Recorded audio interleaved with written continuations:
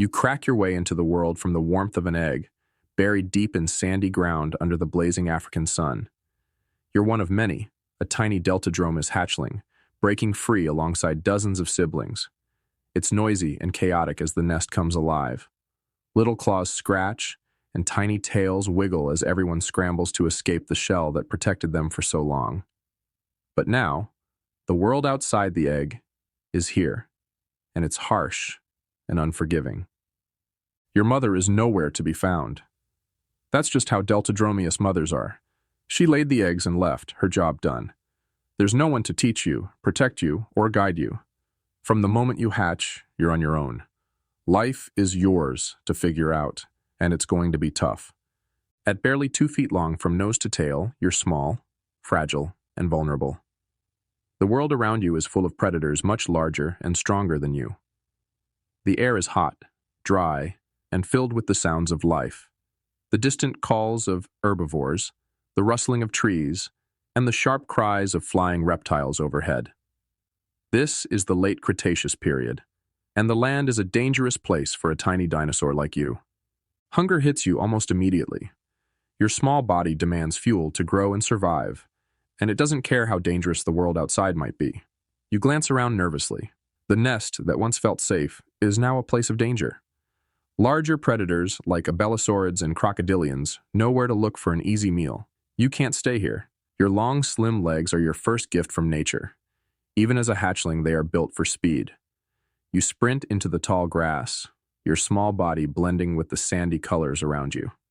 You stop, panting, and take in your surroundings. The world is big, much bigger than you imagined inside the egg. Your first challenge is finding food. You notice something moving nearby, a tiny lizard basking on a rock. You freeze, keeping as still as possible, watching it closely. Your instincts take over. With a sudden burst of speed, you leap forward, jaws snapping shut around the little creature. Success! It's your first meal, and while it's not much, it's enough for now. You swallow quickly, always glancing around. You know that staying still for too long could get you eaten. The days pass in a blur of running, hiding, and eating. You explore further each day, testing your limits. At first, you stick close to rivers and marshes where prey is easier to find, and there are plenty of places to hide. Your skin, streaked with stripes, blends perfectly with the dry grass and rocky terrain. This camouflage is your second great advantage, helping you avoid predators and sneak up on prey. You grow stronger, but the dangers don't go away. One day, while searching for food, you hear a low growl behind you. Your heart pounds as you turn to see a crocodilian, its sharp teeth gleaming in the sunlight. It lunges at you, jaws snapping, but your quick reflexes save you. You dart away, running as fast as your legs can carry you, until you're far enough to feel safe again. That close call teaches you an important lesson. Survival isn't just about being fast. It's also about being smart. As the weeks turn into months, you move on from tiny prey like insects and lizards. Your appetite grows, and so does your confidence. You start hunting small mammals and even baby dinosaurs if you can catch them. One day you spot a flock of tiny, two-legged herbivores grazing near the water's edge. They're called Dryosaurus, and they're fast and alert. But you're faster. You crouch low, your body hidden in the tall grass.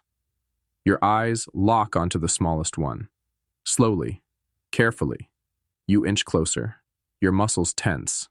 Then, in a flash, you explode into action, your legs propelling you forward like a spring.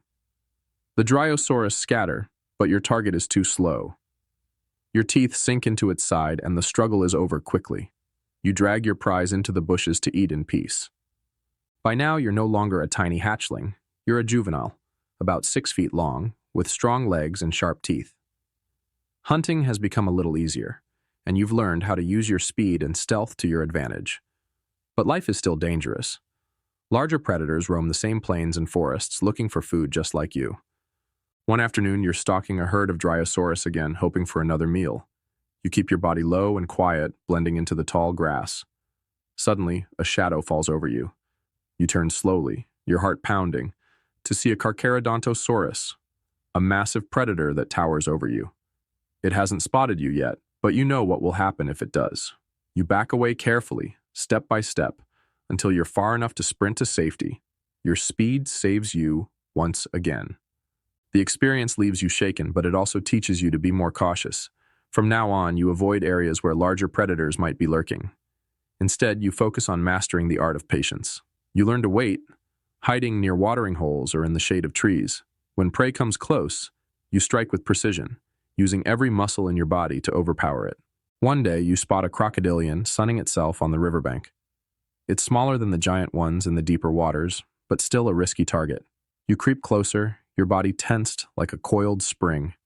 With one swift move, you lunge, your jaws clamping down on its neck. The crocodilian thrashes, but you hold on, using your weight to pin it down. Finally, it goes still, and the victory is yours. By the time you're an adult, the world feels different. You're no longer the small, vulnerable hatchling you once were. At nearly 20 feet long, you're a powerful predator, built for speed and strength.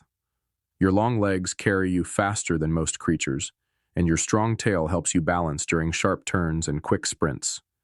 You've climbed the food chain, and now you're one of the top hunters in your ecosystem. Your prey has grown larger too. You no longer bother with tiny lizards or mammals. Now you hunt iguanodonts, hadrosaurs, and even other predators like smaller crocodilians. You've perfected your craft, using your speed, stealth, and patience to catch prey. But life as a predator is never easy. Larger carnivores still roam the land, and competition for food is fierce. To survive, you need a territory to call your own. After days of searching, you find the perfect spot, a stretch of land near a river, with plenty of water and prey. You mark the area with scratches on trees and your scent, warning others to stay away. This is your home now, a place where you can hunt, rest, and defend your dominance. When mating season arrives, your focus shifts. You catch the scent of a female nearby and follow it, weaving through forests and crossing rivers.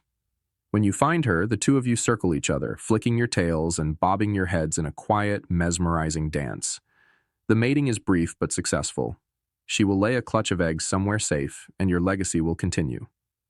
Years pass, and you remain a skilled hunter. But the wear and tear of life starts to show.